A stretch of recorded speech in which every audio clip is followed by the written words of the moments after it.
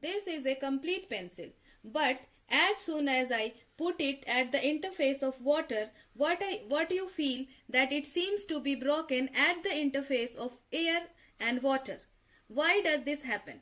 In this class, we will try to answer this question. Actually, the speed of light is different in different medium. For example, when it moves from an optically rarer medium, for example air, to an optically denser medium, and if light is incident at an angle, it means if the light is falling obliquely at the interface of an optically rarer and an optically denser medium, the speed of light decreases in optically denser medium. So, it bends towards the normal. On the other hand, when light moves from an optically denser medium to an optically rarer medium, of course at an angle, what happens? The speed of light in optically rarer medium increases. So it bends away from the normal. So what happens in this case? In this case, light from the pencil is coming from water to air. It means water which is optically denser and air which is optically rarer. So what happens? When light comes from pencil, means when light comes from water to air, the speed of light increases and it bends away from normal. So to our eyes, the light appears to come from this part of the pencil and the pencil seems to be broken. This phenomenon of change in direction of propagation of light when light moves obliquely from one transparent medium to another is called refraction of light.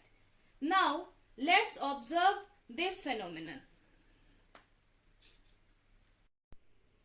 You can see the refraction of light at the interface of water and air.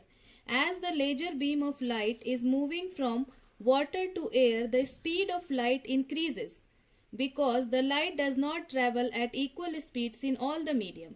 When light moves from water to air, the speed of light increases and it bends away from normal, as you can see here.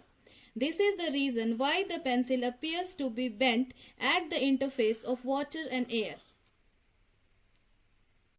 Let us observe the refraction of light through a rectangular glass slab. This is the incident ray. The ray which is bent at the interface of air and water is the refracted ray. Here you can see the refracted ray has been bent towards normal.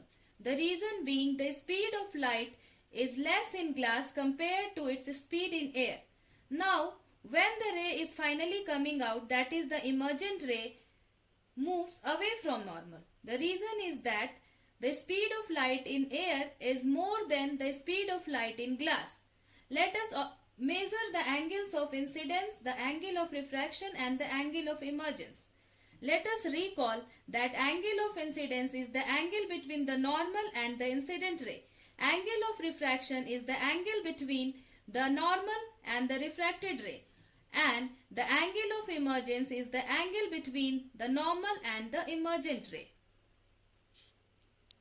To find the angle of incidence, we have to coincide the 0 degree of the protractor with the normal because we are going to measure all the angles with respect to the normal. Here we can see the angle between the normal and the incident ray is equal to 40 degree. So our angle of incidence here is 40 degree. As you can see, the angle between the normal and the refracted ray is 25 degree. So the angle of refraction is 25 degree.